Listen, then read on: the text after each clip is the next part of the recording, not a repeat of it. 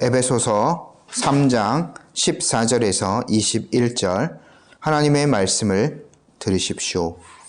이러므로 내가 하늘과 땅에 있는 각 족속에게 이름을 주신 아버지 앞에 무릎을 꿇고 비노니 그의 영광의 풍성함을 따라 그의 성령으로 말미암아 너희 속사람을 능력으로 강건하게 하시오며 믿음으로 말미암아 그리스도께서 너희 마음에 계시게 하시옵고 너희가 사랑 가운데서 뿌리가 박히고 터가 굳어져서 능히 모든 성도와 함께 지식에 넘치는 그리스도의 사랑을 알고 그 너비와 길이와 높이와 깊이가 어떠함을 깨달아 하나님의 모든 충만하신 것으로 너희에게 충만하게 하시기를 구하노라. 우리 가운데서 역사하시는 능력대로 우리가 구하거나 생각하는 모든 것에 더 넘치도록 능히 하실 이에게 교회 안에서와 그리스도 예수 안에서 영광이 대대로 영원 무궁하기를 원하노라. 아멘. 잠시 기도하겠습니다. 복되신 하나님 아버지, 오늘 저희들이 또 주님의 귀한 말씀 앞에 서게 됩니다. 이 시간 하나님께서 이 귀한 말씀을 저희의 심령 가운데 잘 들려주시고 저희가 이 말씀의 뜻을 온전히 깨닫고 순종함으로 받아 믿음으로 더 장성한 분량에 이르기까지 인도하여 주시기를 기도합니다. 듣는 자와 전하는 자 모두에게 주의 성령께서 친히 함께하여 주시고 이 말씀을 밝히 조명하여 주옵소서. 주님 앞에 이 시간을 의탁드리옵고 예수님의 이름으로 기도드립니다. 아멘. 저희가 어떻게 보면 지난주에 보았던 그 3장 13절 말씀까지가 에베소 교인들에게 보내는 편지의 내용에 사실 전반부 내용을 다 살펴본 것이나 마찬가지입니다. 교리적인 부분들, 굳이 이제 구분해 보자면 교리적인 부분들을 바울이 아주 상세하게 에베소 교인들에게 잘 설명을 했죠. 창세 전에 하나님의 영원한 계획이 있었죠. 그들을 구원하기 위한 계획이 있었습니다. 그래서 그 계획에 따라서 그리스도 안에서 하나님께서 그들을 택하셨고 그 계획의 실행자이신 그리스도께서 이 땅에 오셔서 공생의 사역을 사시고 십자가에 죽으시고 부활하셨죠. 그 모든 일을 다 이루었습니다. 구원 얻을 만한 공로를 그리스도께서 그 모든 공생의 사역, 십자가의 죽음과 부활을 통해서 다 그 공로적인 사역들을 완수하셨어요. 그것들을 성도들의 측면에서는 믿음으로 그것들을 이제 수납하게 되는 거죠. 하나님께서는 성령을 통해서 택한 백성들에게 그 은혜들을 나누어 주시고요. 근데 바울이 설명하기를 이것이 원래 이방인들이었던 에베소 성도들에게는 그것이 감추어져 있었어요. 이 비밀이 감추어져 있었어요. 그래서 그들은 이전에는 허물과 죄로 죽었던 자였고 세상의 풍조를 따랐던 자였고 본질상 진노의 자녀로 살 수밖에 없었던 거죠. 근데 하나님께서는요, 이 구원의 계획뿐만 아니라 그들에게 복음이 전하여지는 방식까지 정하여 주셨다라고 저희가 지난주 말씀에 보았죠. 사도들과 선지자들을 통해서 그리스도에 대한 소식이 이 땅에 점차 널리 퍼져가도록 하셨습니다. 바울이 그것에 쓰임을 받았죠. 그래서 이방인이었던 그들, 에베소 땅에 가서 그들에게 복음을 전했죠. 그래서 이방인이었던 그들이 그리스도의 피로 이제 언약의 자손이 될 수 있었습니다. 그렇게 해서 하나님의 계획 안에서 부름받은 유대인과 그 이방인들이 함께 모여서 교회가 세워지게 되고 그들 모두가 다 그리스도를 머리로 하여서 한 권속이 되는 거죠. 이것이 바로 교회의 신비입니다. 결론적으로 이야기하자면 복음을 듣고 믿은 에베소 성도들은 이제 이방인이 아닙니다. 할례를 받지 않았다고, 언약 밖에 있었다고 유대인들에게 무시당하고 이렇게 그들에게 구원이 없다라고 이제 그렇게 취급당하지 않아도 됩니다. 그들은 이제 그리스도를 믿었기 때문에 당당한 언약의 자손이요 하나님의 유업을 받은 자들이 된 것이죠. 하나님의 자녀가 된 것입니다. 예수님께서 그러셨듯이 이제 그들도 예수님을 통하여 그리스도를 통하여 하나님을 아버지라고 부를 수 있게 되었습니다. 그렇다면 이제 에베소 성도들은 전혀 다른 이제 사람이 된 거죠. 신분적으로.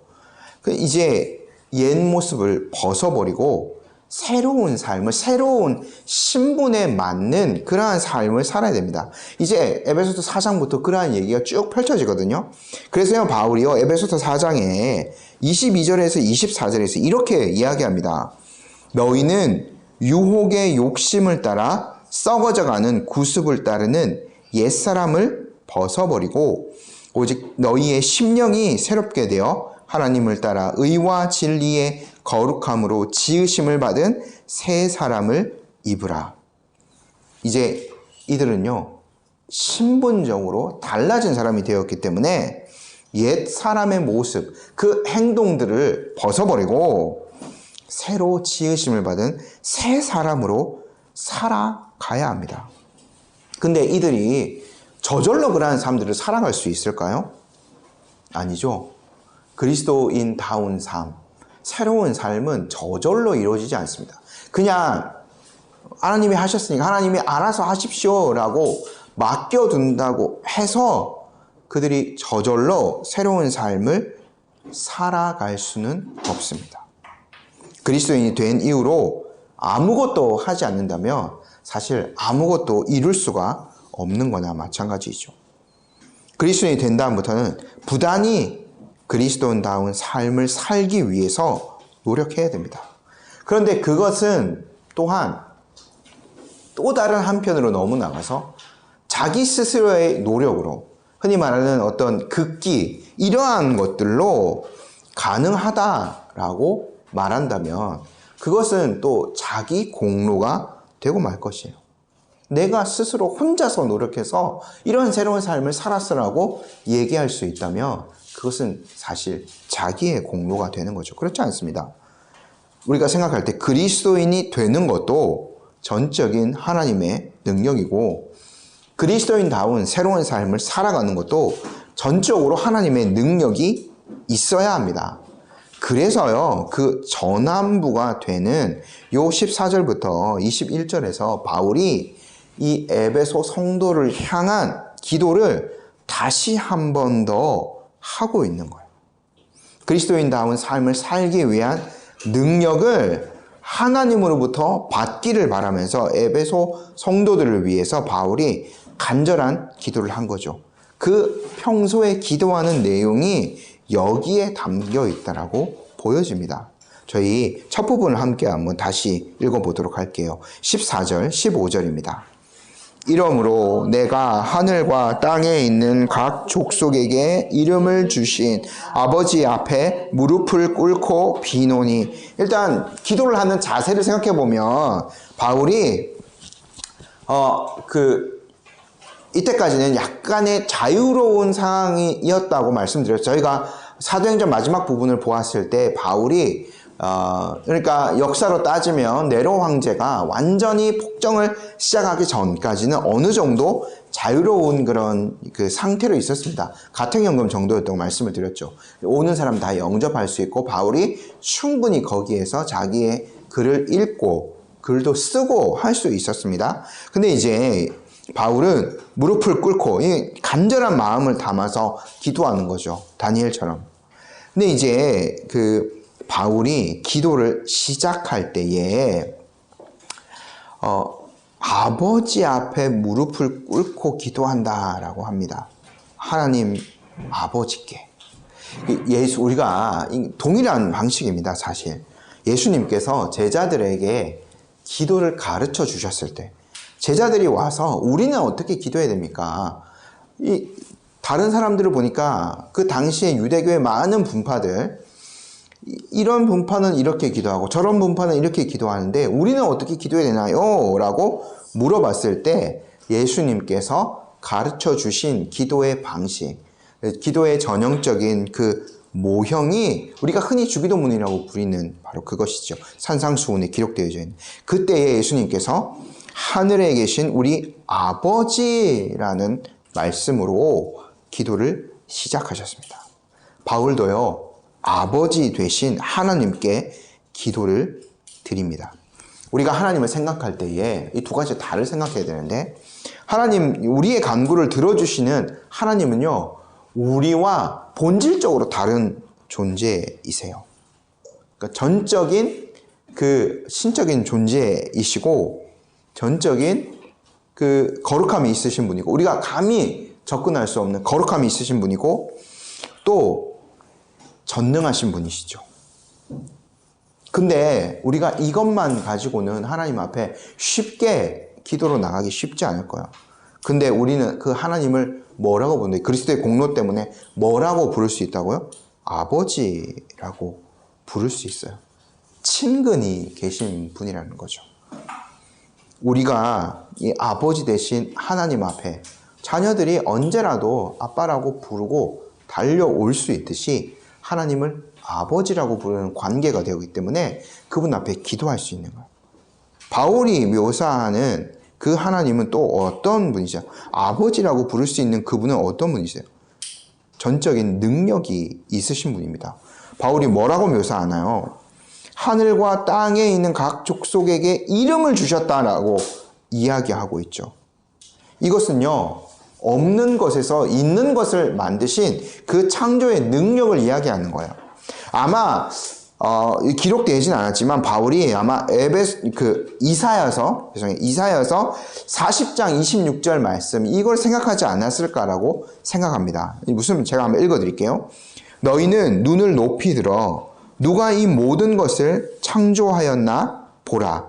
주께서는 수요대로 만상을 이끌어내시고 그들의 모든 이름을 부르시나니 그의 권세가 크고 그의 능력이 강함으로 하나도 빠짐이 없느니라. 하나님이요, 모든 것들을 창조하신 분이에요. 그래서 만상을 이끌어내신 분이라고 이사야 선지자가 묘사하고 있죠.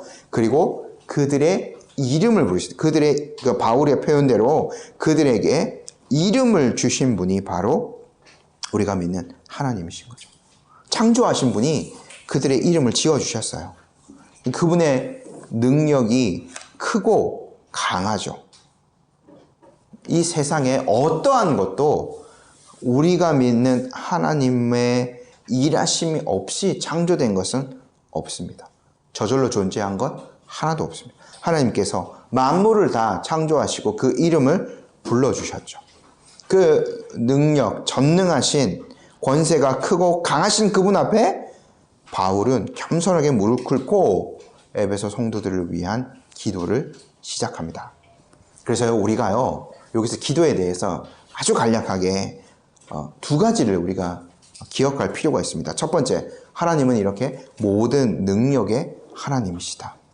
그분의 모든 권세가 그분에게 있다는 것을 우리가 기도할 때 항상 기억해야 됩니다. 그렇기 때문에 듣고 응답하실 수 있는 거죠. 두 번째, 그 능력의 하나님께서 예수 그리스도로 말미암아 우리의 아버지가 되신다는 거예요. 본질적으로 다른 존재이시지만 우리가 그분 앞에 예수 그리스도 때문에 감히 나아갈 수 있는 거죠. 히브리서 기자의 표현에 따르면 은혜의 보좌 앞에 담대히 나아갈 수 있는 겁니다. 그래서 하나님은 성도들의 기도를 들으시고 응답하시는 거죠. 이제부터 바울의 기도를 조금씩 상세하게 살펴보도록 하겠습니다. 16절 저희 함께 한번 읽어볼게요. 그의 영광의 풍성함을 따라 그의 성령으로 말미암아 너희 속사람을 능력으로 강건하게 하시오며. 첫 번째, 바울이요, 에베소 성도들을 능력으로 강건하게 해달라고 기도드립니다. 속사람이 강건해지도록 기도하죠. 저희가요, 겉사람이 강건해지려면 간단하죠. 잘 먹고 운동 잘 하면 겉사람 튼튼하게 강건해질 수 있습니다. 속사람은요, 비슷해요. 원리는요. 대신 영적인 먹음이 필요한 거죠. 육적인 먹음이 아니라. 그리고 영적인 운동이 필요합니다. 그러기 위해서는 성령의 능력이 그 사람에게 반드시 임하여지는 거죠. 속사람이 강건해지는 비결은 성령의 임하심 외에는 다른 것이 없습니다. 다른 것으로 막 속사람이 강하게 된다. 아까 설명드렸듯이 자기의 극기라던가 자기의 그 온갖 노력을 통해서 내가 속사람을 강건하게 할 수 있다라고 하는 것은 사실 완고함이나 고집이나 억지 이런 것의 다른 이름일 뿐일 겁니다. 온전한 하나님의 능력, 온유한 영이신 성령의 역사 외에는 우리의 속사람이 강건하여질 수 없습니다. 예수님께서요 이렇게 말씀하셨어요. 제가 요한복음 16장 말씀 한번 읽어드릴게요. 13절 14절인데요. 그러나 진리의 성령이 오시면 그가 너희를 모든 진리 가운데로 인도하시리니 그가 스스로 말하지 않고 오직 들은 것을 말하며 장래일을 너희에게 알리시리라. 그가 내 영광을 나타내니 내 것을 가지고 너희에게 알리시겠습니다. 성령께서는요 예수님의 표현에 따르면 진리의 영이십니다.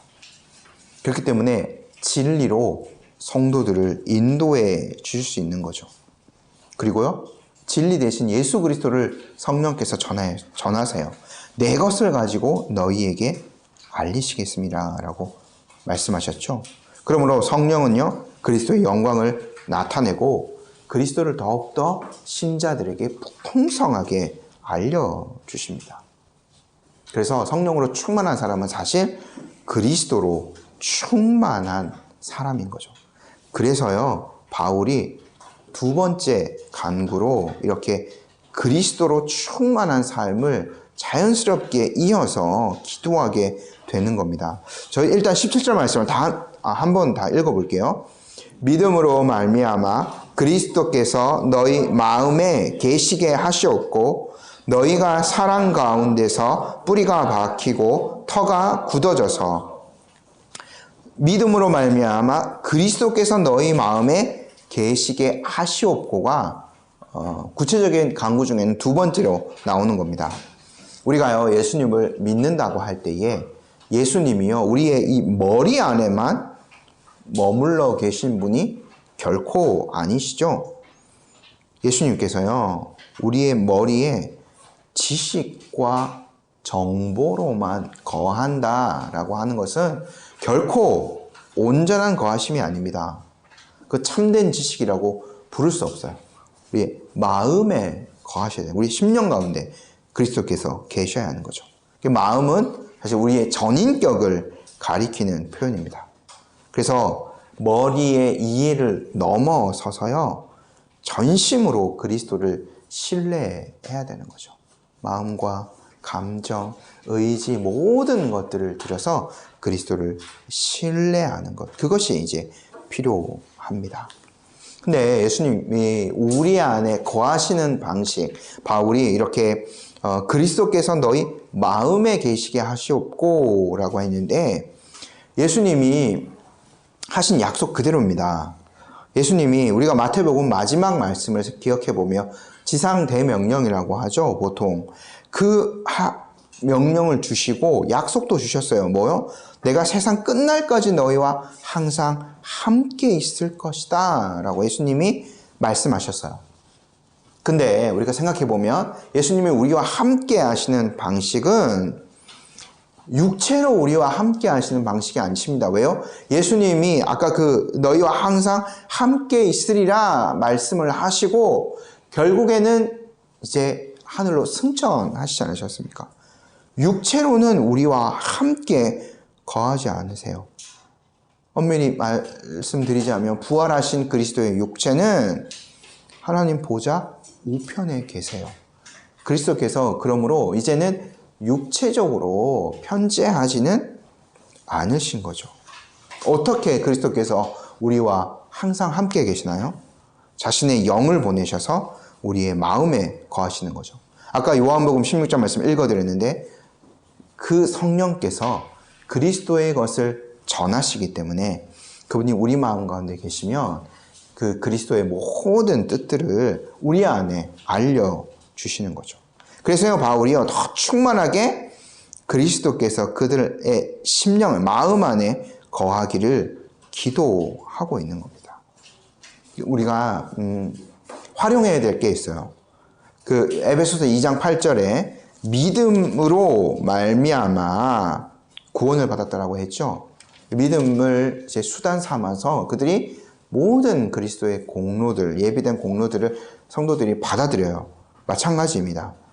성도들이 그 이후에 이 그리스도인다운 삶을 살고 성령으로 충만하여지고 그리스도께서 계속해서 우리의 마음 안에 거하시도록 우리가 활용할 수 있는 도구는 믿음이에요. 그 도구들을 활용하여서 그리스도를 계속 우리의 마음 안에 모시는 거죠. 그래서 그 믿음을 가지고 말씀을 보고 하나님의 뜻을 찾고 그리스도의 뜻을 찾고 그것들을 이제 우리의 마음 가운데 수납하고 계속 이러한 것들을 해 가야 되는 거죠. 그 바울이요 세 번째로 또 강구하고 있는 주된 내용은 저희가 읽었는데 17절 하반부에 나오는 그 사랑에 관한 겁니다. 사랑 가운데서 뿌리가 박히고 터가 굳어지기를 바울이 간구하고 있죠. 사랑이 자리 잡아야 될 곳 뿌리와 터라고 바울이 묘사하고 있습니다. 한번 생각해 보십시오. 이 식물들 저희 어제 우리가 예배 전에 잠깐 얘기 나눴지만 진짜 태풍급으로 바람이 엄청나게 불었어요. 하지만 쓰러진 나무들도 있겠지만 대다수의 식물들, 나무들 안전하게 그대로 남아 있습니다. 왜요? 뿌리가 잘 박혀 있기 때문에. 이 뿌리는 모든 식물의 기초가 되는 거죠. 터도 마찬가지입니다. 모든 집의 기초가 되는 것이 바로 터입니다. 터가 없는 집은 없습니다. 그래서요, 바울이 표현하는 이 17절 후반부의 표현은 뭐냐면 사랑이 모든 것의 토대가 된다라는 거예요. 요한 1서에서 요한이 하나님이 사랑이시다라고 이야기하고 있죠. 맞아요. 신자들에게는 이제 하나님의 진노가 남아있지 않아요.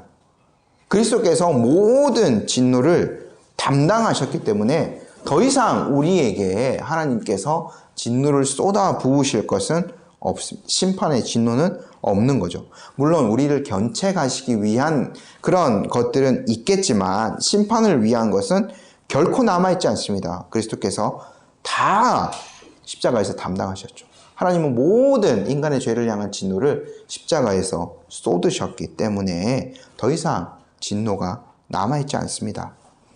그렇기 때문에 참된 신자들은 하나님을 두려워하지 않는 거죠. 하나님께서 생각해 보십시오. 우리 에베소 아까 교리적인 부분들 한번 다 정리를 해드렸는데 하나님께서 우리를 택하신 것, 우리를 그리스도와 연합시켜 주신 것, 우리가 교회의 지체가 되게 하신 것, 모든 것들의 가장 큰 출발점은 어디인가 한번 생각해 보십시오.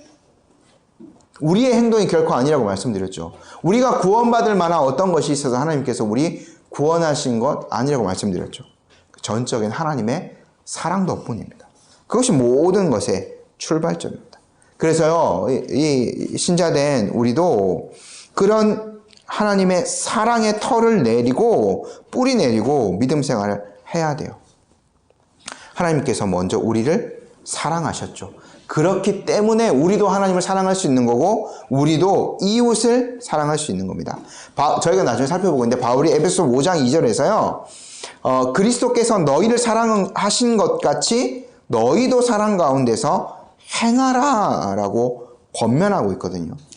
그리스도의 사랑을 받은 그리스도를 통하여 하나님의 사랑을 받은 자이기 때문에 우리가 또한 교회 안에서 지체들을 사랑할 수 있는 거고 이웃을 형제와 이웃을 사랑할 수 있는 거예요. 그래서 우리가요 명심해야 될 건 뭐냐면 하나님을 사랑하는 것은 형제와 이웃을 사랑하는 것으로 표현된다는 겁니다.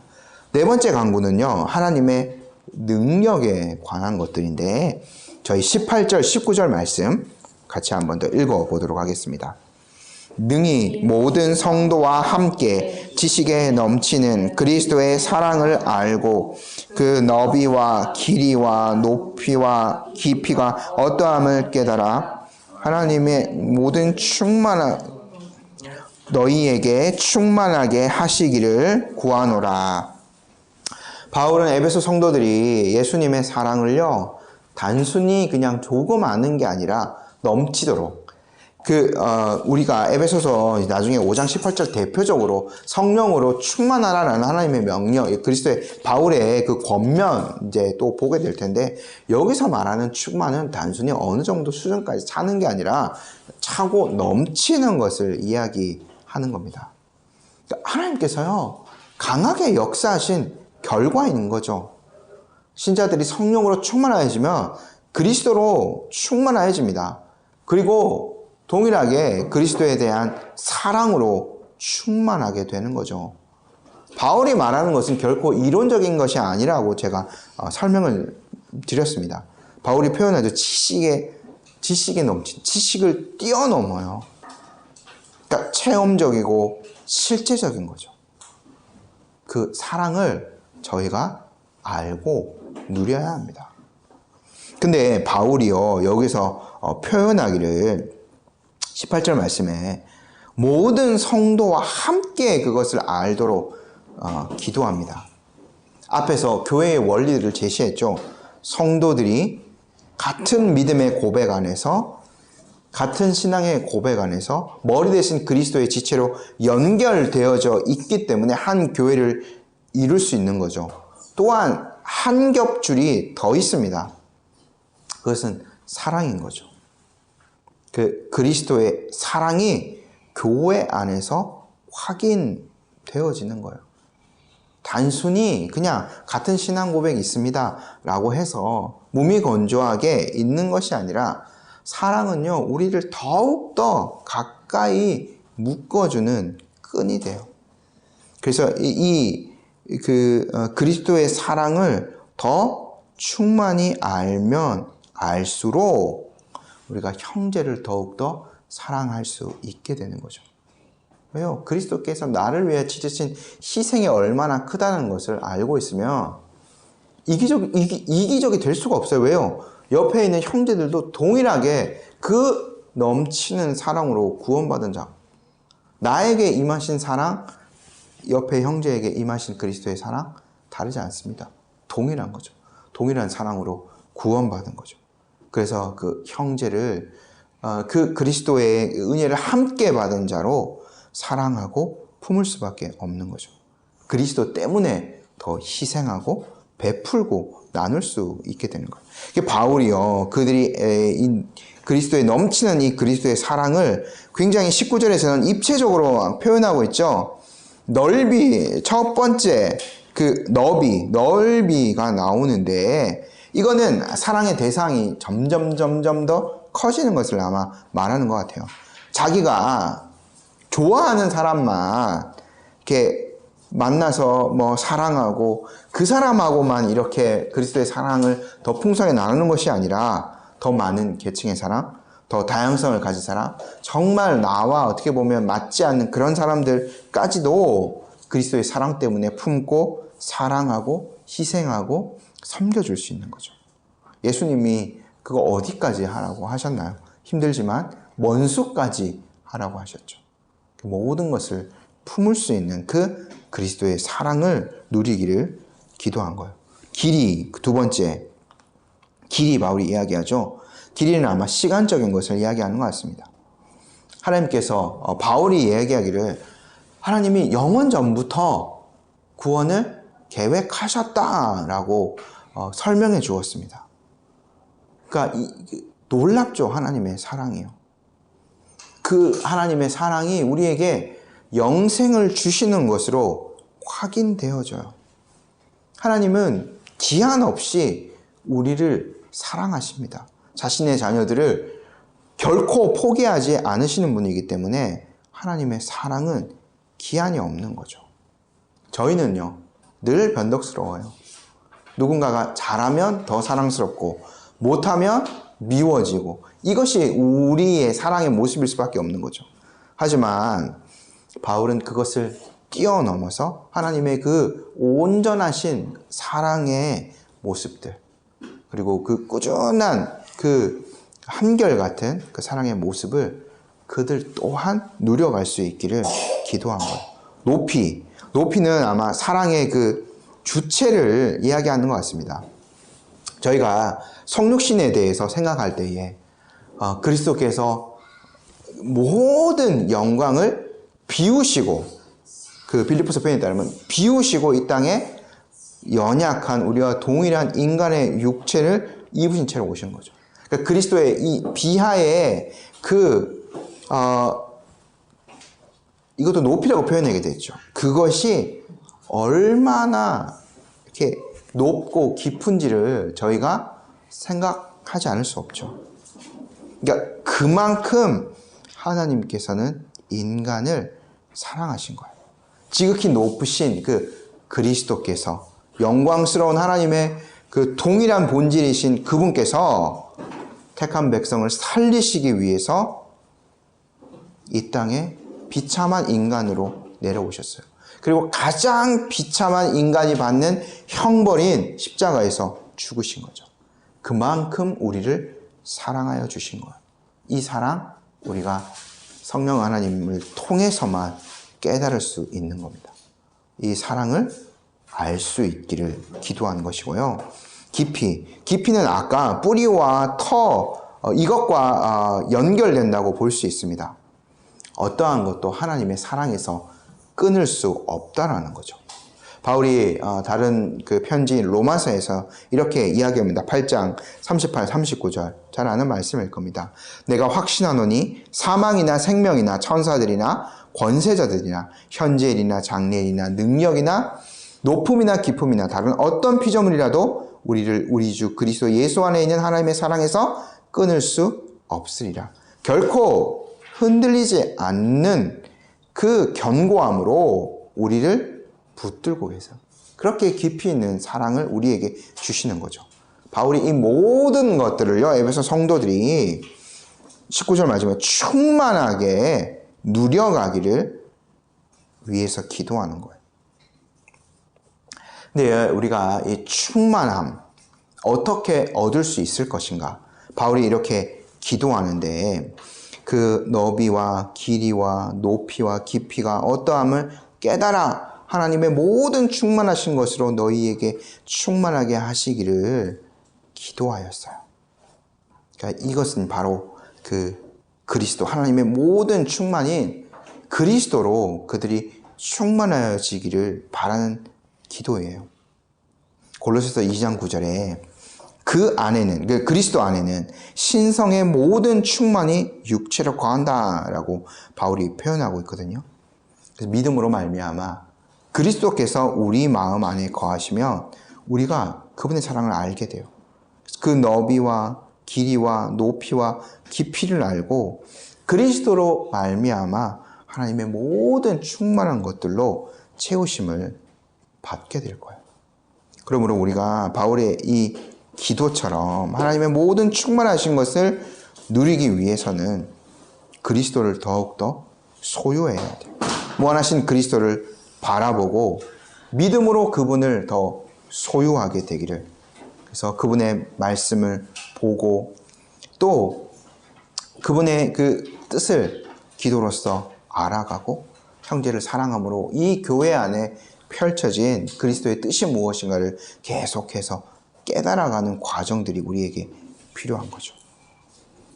근데 바울이요, 이 기도를 목적 없이 한 것이 아닙니다.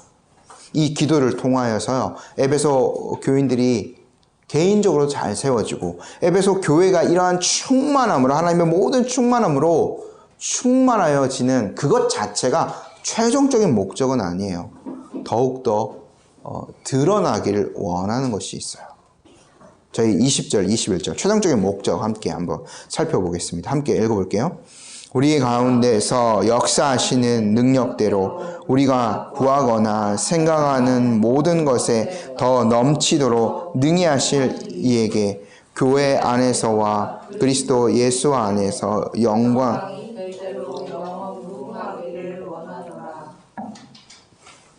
바울의 기도의 최종 목적은요, 그 기도대로 응답받게 될 에베소 성도들이요, 하나님께 온전한 영광을 돌려드리는 거예요.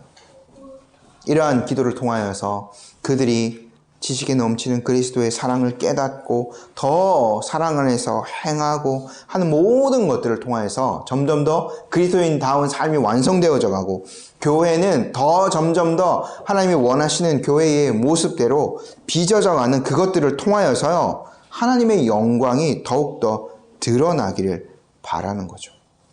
성령으로 충만한 사람, 그리스도로 충만한 사람, 하나님의 사랑으로 충만한 사람은 결국 하나님의 영광을 드러내는 신실한 도구가 될 거예요. 저희가 삶을 살아갈 때에 때때로 어떤 공허함에 부딪히기도 하죠. 때때로 우리의 그 한없이 약한 것들을 깨달을 수밖에 없어요. 저도 사실은 몇 달 동안의 과정이었죠. 그것을 통하여서 또 이번에 장례들을 통하여서, 사실 목사지만 그 생명의 복음을 전한다는 직분을 받은 목사지만 한 영혼의 그 죽음 앞에서 너무나 무력할 수밖에 없는 모습을 또 볼 수밖에 없었어요. 이것이 우리 모두의 한계인 거죠. 하지만 하나님께서는요, 예수 그리스도를 통하여서 우리의 삶을 점점 더 풍성하게, 충만하게 채워가기를 원하고 계세요.